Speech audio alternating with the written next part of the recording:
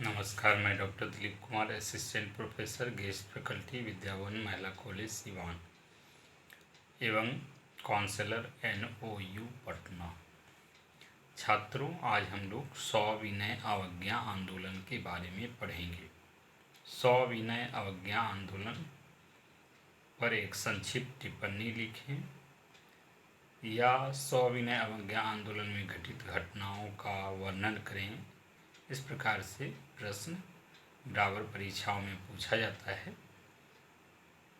सविनय अवज्ञा सविनय मतलब होता है निवेदन पूर्वक, और अवज्ञा मतलब होता है कानून को तोड़ना।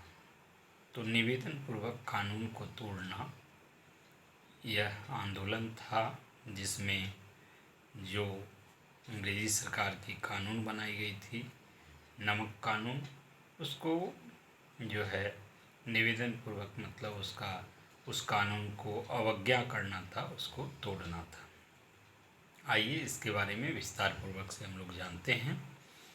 जैसा हम जानते हैं कि असहयोग आंदोलन 1 अगस्त 1920 ईस्वी को प्रारंभ किया गया था और लगभग यह 1.5 वर्षों तक चला। तत्पश्चात जो है चौरी चौरा कांड होने के बाद जो है असहयोग आंदोलन को वापस ले लिया गांधी जी ने। और इस असहयोग आंदोलन में जो है वकील अपने कार्यों से हट गए थे। जो शिक्षक थे वह कॉलेज अपने कार्यों का बहिष्कार कर रहे थे। छात्र जो थे वो कक्षाओं का बहिष्कार कर रहे थे। सरकारी कर्मचारी जो है वो अपने कार्यालय के कार्यों का बहिष्कार कर रहे थे। इस प्रकार से हर प्रकार के हर अलग अलग पदों पर अलग अलग तरह के लोग उनका जो है अंग्रेज़ों का असहयोग कर रहे थे और विदेशी वस्तुओं को जलाया जा रहा था। इस प्रकार से आंदोलन जो है वो असहयोग आंदोलन काफ़ी चरम पर चल रहा था। लेकिन चौरा चौरी की घटना के बाद जो है गांधी जी इस आंदोलन को वापस ले लेते हैं और इस वजह से है सभी प्रकार के लोगों में निराशा व्याप्त हो जाती है, एक निराशा फैलती है। और इसी दौरान और उसके बाद हम देखते हैं कि गांधी जी को है 6 साल की सज़ा सुनाई जाती है।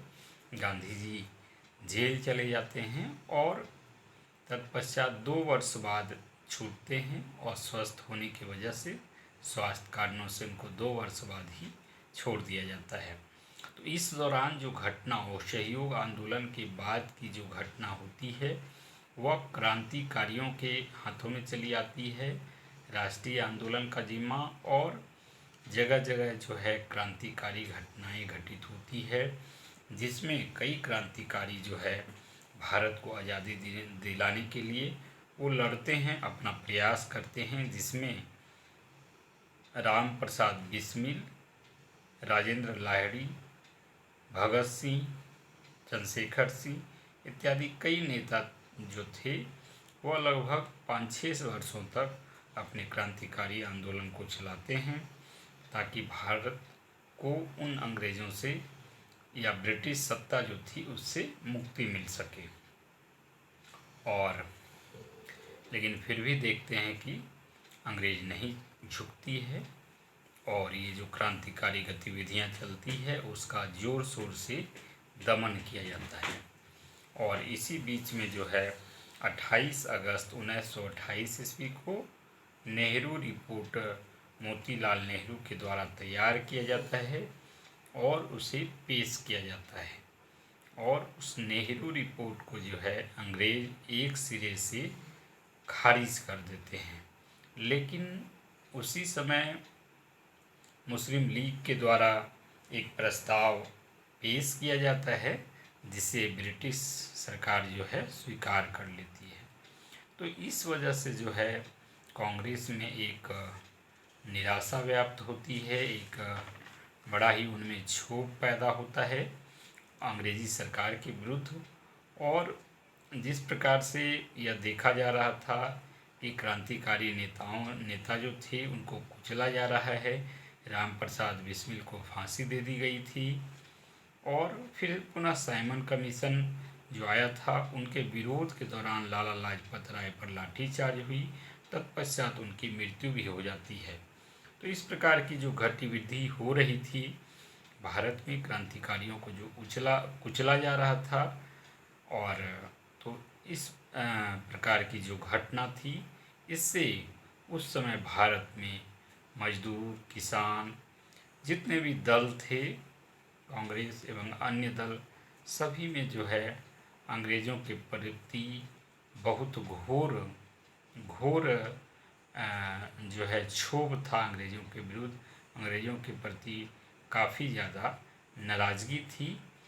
और यह जो नाराज़गी थी केवल मुस्लिम लीग को छोड़कर, मुस्लिम लोग को लीग को छोड़कर जितने भी अन्य दल थे, मजदूर, किसान और जितने भी लोग थे, हर तरह के लोग, संगठन, सभी में अंग्रेज़ों के प्रति एक निराशा, एक क्षोभ था, एक आक्रोश था अंग्रेज़ों के विरुद्ध। और तत्पश्चात जो है नेहरू रिपोर्ट के बाद पुनः एक अधिवेशन पुनः बुलाई जाती है। वह 31 दिसंबर 1929 ईस्वी को लाहौर में अधिवेशन कांग्रेस का बुलाया जाता है, जिसकी अध्यक्षता जो है जवाहरलाल नेहरू करते हैं। और इस अधिवेशन में, इस लाहौर के अधिवेशन में जो है वह पूर्ण स्वराज का प्रस्ताव पास किया जाता है। साथ ही भारतीय तिरंगा झंडा भी वहाँ पे लहराया जाता है। और पुनः इस दौरान जो है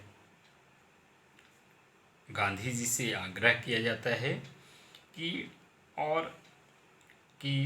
ऐसा कुछ बड़ा कदम वो उठाएं और ऐसा कुछ करें ताकि आंदोलन चले और अंग्रेज़ों को यहाँ से भगाया जा सके, अंग्रेज़ों पर काबू पाया जा सके।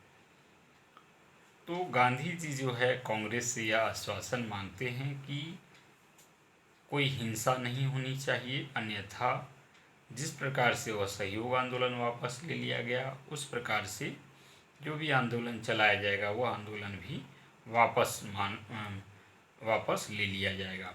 और इस प्रकार से जो है गांधी जी कांग्रेस की बातों, लोगों की बातों को स्वीकार करते हैं। और जैसा हम देख रहे थे कि साइमन कमीशन का विरोध हो रहा था, और उसके विरोध के बावजूद भी साइमन कमीशन अपना रिपोर्ट सौंप देती है। पुनः क्रांतिकारी गतिविधियां एक से एक बढ़कर हो रही थी, लेकिन इसके बावजूद भी अंग्रेज़ी सरकार नहीं झुक रही थी और क्रांतिकारी जो है खुद अपनी शहादत दे रहे थे। फिर भी जो है अंग्रेज़ झुकने को तैयार नहीं थे। और इसी समय एक और घटना घटती है 1929-30 में। विश्व आर्थिक मंदी होता है। विश्व आर्थिक मंदी के वजह से भी लोगों में एक बड़ी निराशा, घोर हताशा थी और अंग्रेज़ी सरकार के विरुद्ध एक गहरा क्षोभ लोगों में था। लोग क्रांति करने, मर मिटने को तैयार थे।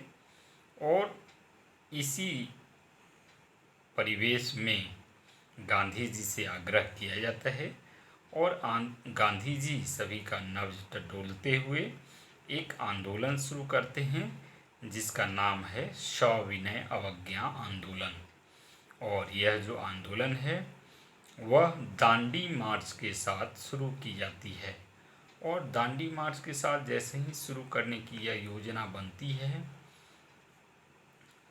कई वर्ग के लोग गांधी जी से आकर मिलते हैं और यह प्रस्ताव रखते हैं कि पहले अंग्रेज़ों से बात कर लिया जाए। अंग्रेज़ यदि बात मानते हैं हमारी तो ठीक है, और नहीं मानते हैं तो फिर आंदोलन शुरू किया जाए। और जैसा हम जानते हैं कि गांधी जी यंग इंडिया पत्रिका निकालते थे, तो यंग इंडिया पत्रिका के माध्यम से भी गांधी जी 30 जनवरी 1930 ईस्वी को एक पत्र अंग्रेज़ के लिए जारी करते हैं, एक लेख लिखते हैं यंग इंडिया में। 30 जनवरी 1930। ऐसे यह देखा जाए तो गांधी जी की यह शहादत दिवस भी है। तो 30 जनवरी 1930 ईस्वी को उसी दिवस मतलब 30 जनवरी 1930 ईस्वी को जो है गांधी जी अंग्रेज़ों के लिए एक पत्र लिखते हैं अपने यंग इंडिया में कि अंग्रेज़ अपनी आदतों में सुधार लाए, वरना एक बड़ी क्रांति की जाएगी। और यह मामला लगभग 1 महीने तक विचाराधीन रहता है, कुछ भी नहीं होता है। और पुनः उसके बाद 2 मार्च 1930 ईस्वी को तत्कालीन वायसराय जो है लॉर्ड इरविन को एक पत्र लिखा जाता है और गांधी जी के द्वारा 11 सूत्री मांग प्रस्तुत किया जाता है, जिसे लॉर्ड इरविन समझौता भी कहा जाता है। तो 11 इसमें सूत्री मांग प्रस्तुत की जाती है तत्कालीन वायसराय के पास, लॉर्ड इरविन के पास। लेकिन उस समय के क्रांतिकारी जो थे उसको उन्होंने गांधी जी के इस 11 सूत्री मांग का विरोध किया, क्योंकि इसमें जो है भगत सिंह को जो फांसी दी जा रही थी उसको रोकने के लिए कुछ नहीं कहा गया था। और भी जो घटनाएं घट रही थी, क्रांतिकारी लोगों को फांसी दी गई, उन पर अत्याचार हो रहा था, इन सब के बारे में कुछ भी इसमें नहीं कहा गया था। तो इस प्रकार से क्रांतिकारियों ने इस 11 सूत्री मांगों का विरोध किया। उसके बाद देखते हैं कि 11 सूत्री मांग जो है वह क्या क्या है। तो 11 सूत्री मांग जो थी उसमें वह मांग इस प्रकार से थी कि लगान को जो है 50% कमी कर दी जाए, यानी लगान को आधा कर दिया जाए। सैनिक खर्च जो हो रहे हैं उसको आधा कर दिया जाए, यानी 50% कटौती कर दी जाए। सरकारी कर्मचारियों को जो वेतन दिया जा रहा है उसमें 50% की कटौती कर दी जाए, यानी सरकारी कर्मचारियों का वेतन आधा कर दिया जाए। वहीं विदेशी वस्तुओं, ये चौथा जो है, विदेशी वस्तु या सामान जो आयात होता है उनमें भी कमी कर दिया जाए, ताकि जो है कुटीर उद्योग को बढ़ावा मिल सके। और 5वां में था कि भारतीय समुद्र तट पर जो है केवल भारतीय जहाज को ही आने देना चाहिए, दूसरे जहाज नहीं। 6ठा जो था वह गुप्तचर विभाग को समाप्त कर दिया जाए और इसे सार्वजनिक विभाग में शामिल कर दिया जाए, क्योंकि उस समय एक बड़ा ही मजबूत खुफिया तंत्र गुप्तचर विभाग था और जिसके वजह से भारतीय गतिविधियों का पता करके अंग्रेज और उसके विरुद्ध कड़ी से कड़ी कार्रवाई करते थे। तो गुप्तचर विभाग को भी समाप्त करके और एक सार्वजनिक नियंत्रण में इसे लाने के लिए गुप्तचर विभाग को मांग की गई थी। इसके बाद 7वां जो था कि मद निषेध पर जो है पूर्ण प्रतिबंध लगाया जाए। और 8वां जो था नमक कर को वापस ले लिया जाए।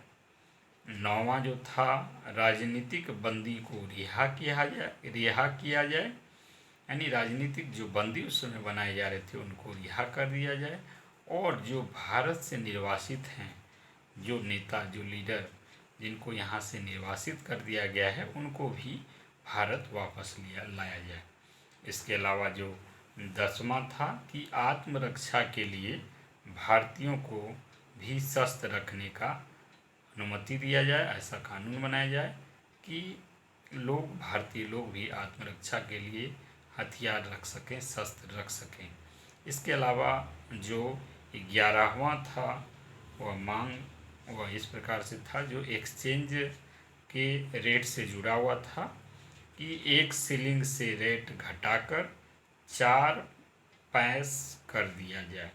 तो इस प्रकार से 11 सूत्री मांग प्रस्तुत की गई थी लॉर्ड इरविन के समक्ष 2 मार्च 1930 ईस्वी को। तो इस प्रकार से आज हमने देखा कि किस प्रकार का वातावरण था उस समय, और असहयोग आंदोलन असफल हो गया था और पुनः जो है क्रांतिकारी गतिविधियां चल रही थी। कुछ नेताओं के द्वारा क्रांतिकारी गतिविधियों का संचालन इस दौरान किया जा रहा था। नेहरू रिपोर्ट पेश किया जाता है। तत्पश्चात जो है 31 दिसंबर 1929 ईस्वी को लाहौर अधिवेशन होता है, जिसमें पूर्ण स्वराज की मांग का प्रस्ताव कांग्रेस को द्वारा पेश किया जाता है और तिरंगा झंडा फहराया जाता है। साथ ही गांधी जी से एक बड़े आंदोलन करने का आग्रह किया जाता है। और उस समय की आर्थिक स्थिति, आर्थिक मंदी जो थी, विश्व आर्थिक मंदी, और इस प्रकार के ही वातावरण में जो है गांधी जी जो है दांडी मार्च के लिए तैयारी करते हैं और पुनः यंग इंडिया में इस संबंध में अंग्रेज़ों के नाम से लेख छपवाते हैं। और पुनः जो है 2 मार्च 1930 ईस्वी को तत्कालीन वायसराय को 11 सूत्री मांग, जो उस समय के तत्कालीन वायसराय थे लॉर्ड इरविन, उसके समक्ष प्रस्तुत की जाती है, जिसके बारे में हम लोगों ने विस्तार पूर्वक से जाना। अब अगली कक्षा में, अगले वीडियो के द्वारा हम जानेंगे कि क्या कुछ उसके बाद घटनाएं घटती है सविनय अवज्ञा आंदोलन के द्वारा।